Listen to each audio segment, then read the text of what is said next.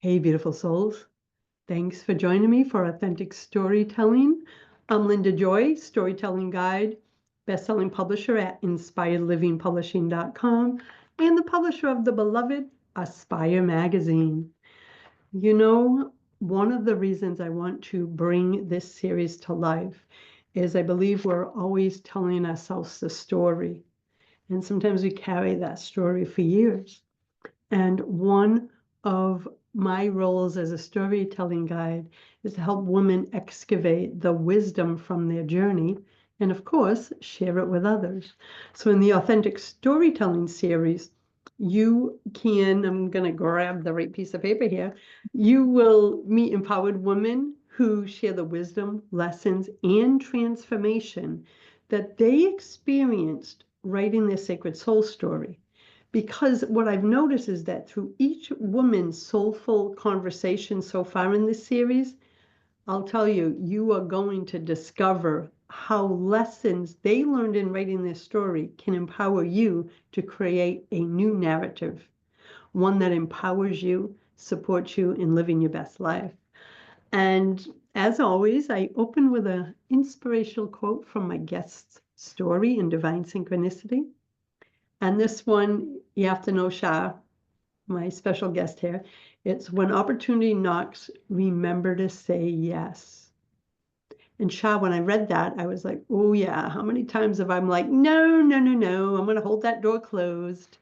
So before we dive in, let me introduce Sha. Sha Blackburn is an internationally known psychic. She's known to be compassionate, insightful, and scary accurate. I've known her for over 3 decades. She is passionate about life and helping others to learn, understand, and cope. She's been featured on AM, FM, internet radio since 2003, my friends, offering her gifts and wisdom. She uses her motivation, healing, and psychic abilities to help people transform their lives. She was also named Woman of the Year in 2012 by the NAPW, was named Inspirational Woman of the Year in 2014. She's also known as the Loon Witch. You can learn more at loonwitch.com, and all links are down below in the show notes. So welcome, Sha. Thank you. I'm glad to be here.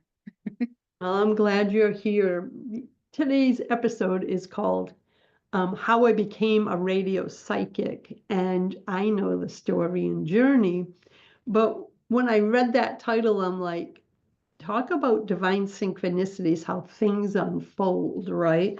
This whole book, Divine Synchronicities, Women's Stories of Magic, Miracles, and Manifesting, is all about those times that we don't know it at the moment, but we're always being divinely led to our true path. And that's just so true for you too. So we'll start with the first question, right? And as you know, when you were writing your story, what would you say was a key theme or life lesson shared in your story that you wish to share with our listeners? Well, so in preparation for this, I started looking at other quotes from other people to try to get me kind of in the right headspace. And I love Brene Brown. And so one of the quotes that she has is authenticity is the daily practice of letting go of who we think we are and or who we think we're supposed to be, and embracing who we are. Yeah. And I have to say, that's probably the biggest life lesson from my story, is that when I was young, I wanted to be a psychic. I wanted to be, I wanted to be helping people. I wanted to be inspiring people. And I've been calling myself the Loon Witch since I was really little. And I used to make potions and things like that for all the neighbors on the pond. And no one ever told me that I was bad or I shouldn't do that or anything else. So I was kind of allowed to flourish and be my true self. As I got older, becoming a teenager and a young adult, responsibility creeps in, and the idea of, well, you have to have, you have to have a concrete, solid, stable job and income and all these things. And you can't just flit about being some kind of crazy hippie gypsy, right? Or can you? Hmm. So I took all of those lessons from my structured family telling me that I had to do this and I had to do this and I have to follow these rules and do things just that certain way. And I forgot that I should also really be myself. And when I got back to embracing my witchy, psychic, totally unique self, opportunities started to pop in. And at first, I don't think I recognized them as opportunities. Yeah. You know, I recognized them as things that my dad probably wouldn't want me to do this, or my husband probably wouldn't want me to do this, or, You put them in that category. exactly. And it wasn't always the men in my life because I had female bosses and things like that. You know, if you're working a 9 to 5 job, your boss doesn't really want you to be, I got to get out of here right at 5 because I've got a psychic fair to go to. So true. So back to that big life lesson I learned by rewriting the story and kind of living through it again was that I have to recognize the opportunities and be willing to say yes, even when the opportunities might seem like they're not an opportunity, because you never know when one little yes is going to open you up to a big giant, you know, when Harry met Sally, yes, yes, yes. It's so true because every woman that's been on the series so far, and of course I've published over 300 women, so I hear this over and over again. When they go back to the moment that they're writing about in that particular book, it's when all these pieces come together because they're back in the energy of the experience and they're like you just shared, oh my goodness, that yes, that led you to become a radio show psychic, opened the doors to your whole authentic life. But as your quote said, if you didn't say yes in that moment, so even though in the moment you were living it, you didn't see it as a sign or an opportunity because it Right. was just what was happening. But now, writing the story and looking back, you're like, oh my goodness, that one moment, as afraid, or maybe I had trepidation about saying yes, Oh, yeah. said it, and then look at you now, girl. Right. That was the very first time I ever did a reading for somebody that wasn't sitting right in front of me at the table. Yeah, you did it on that radio show when I you got did it. invited. Exactly. And I was like, you know, when they ever said, do you think you can do readings on the radio? You know, I was like, I don't know. But instead of saying, I don't know, and looking terrified like I was inside, I Yeah. consulted my tarot cards. They said, yeah, go ahead, give it a shot. You can do it. And I was like, okay, yeah, I'll try, you know, and Here you are now, 22 years later. You've been returned to many shows. You're well known in that area for just the love and service you provide through your readings and just who you are as a person.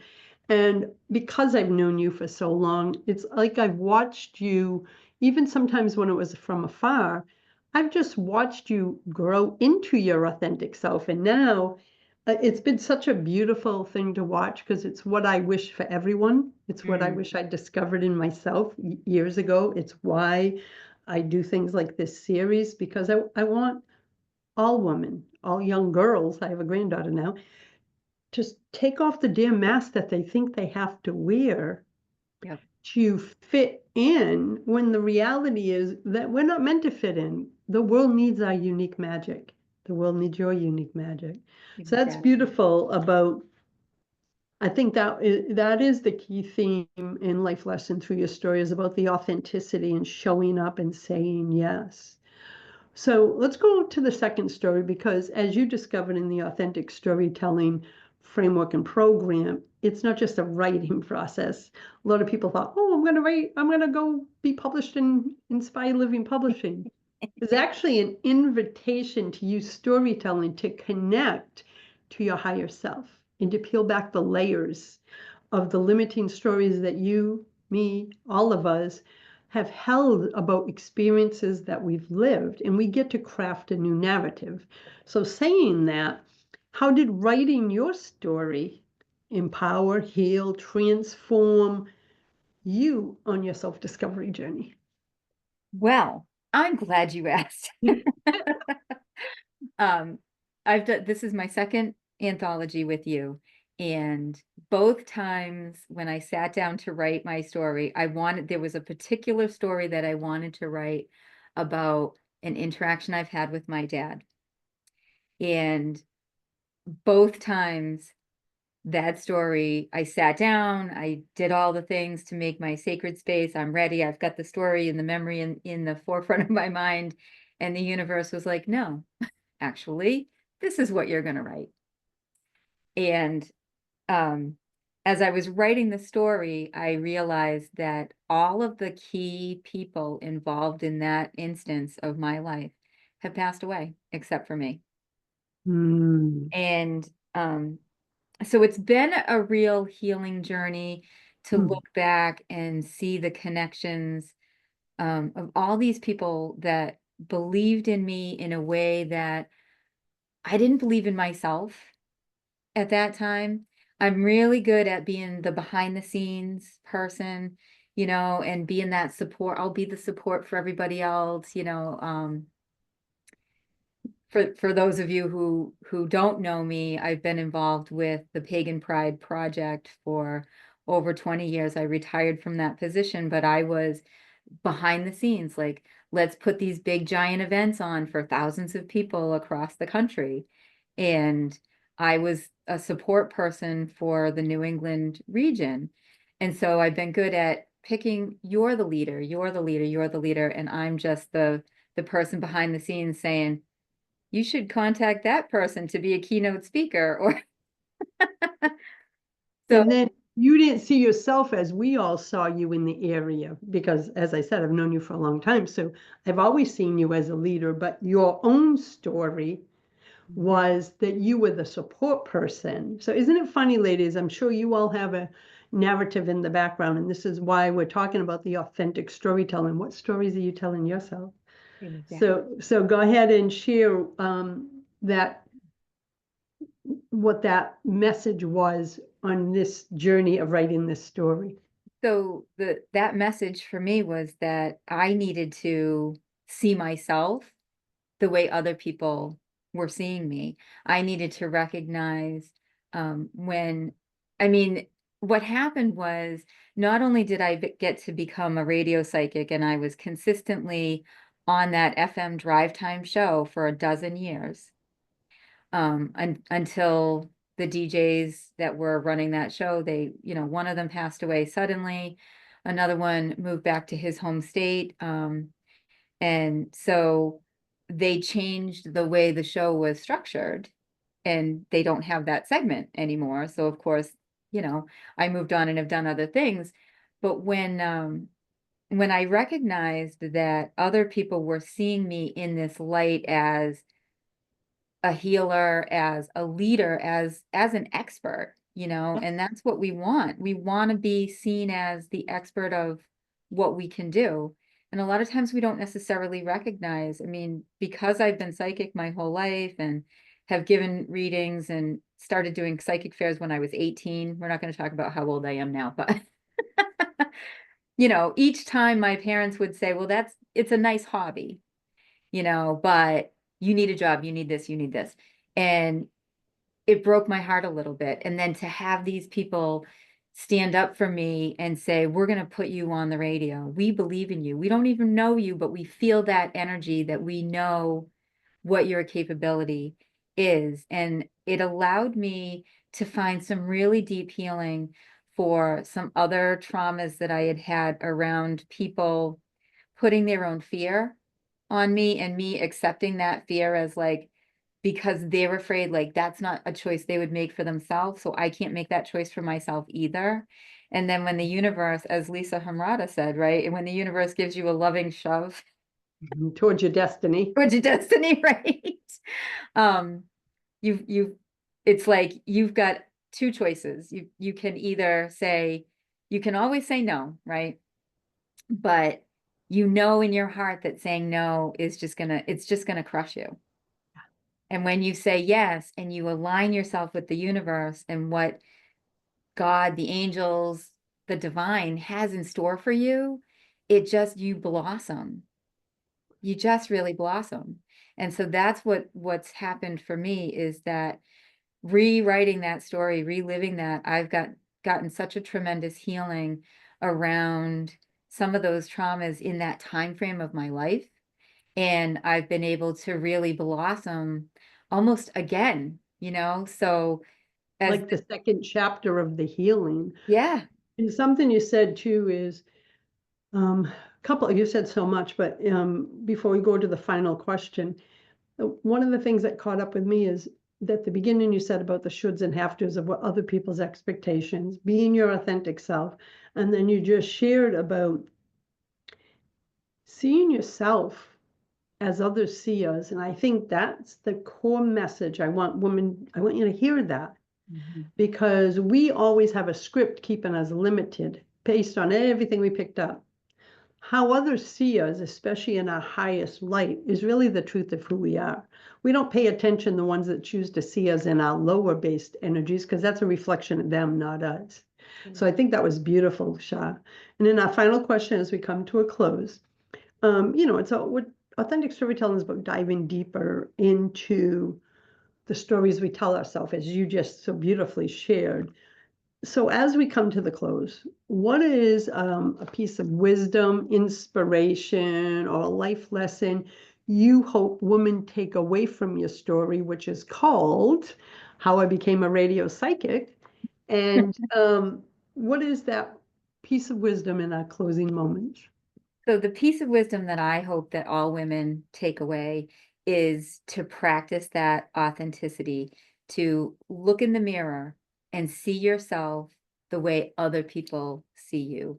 Put yourself on the pedestal that other people put you on, and do the work, really allow yourself to embrace those opportunities that come along where you feel like, "Oh, this could be something," but in that instance when you can say, oh no, no, no, I'm not worthy, say, yes, I am.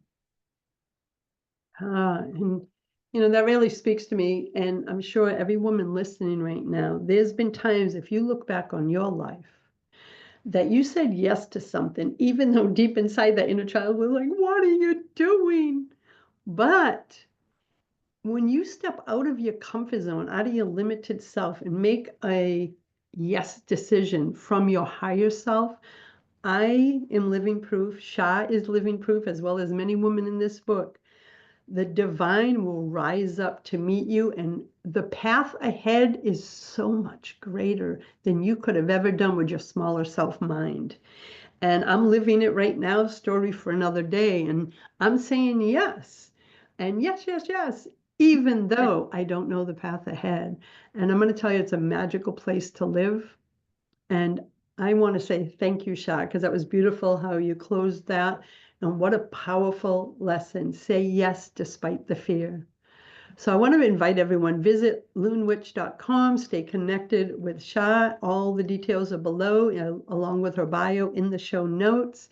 If you don't have a copy of Divine Synchronicity, you can get a copy at divinesynchronicitybook.com. Isn't You want it. And Sha, thank you for being such a light in the world and a part of my life for so long. I love you, and I'm so glad you're owning what I've always seen in you, my friend. Thank you. I love you too, Linda. Thanks for having me. You're welcome. Blessings, everyone.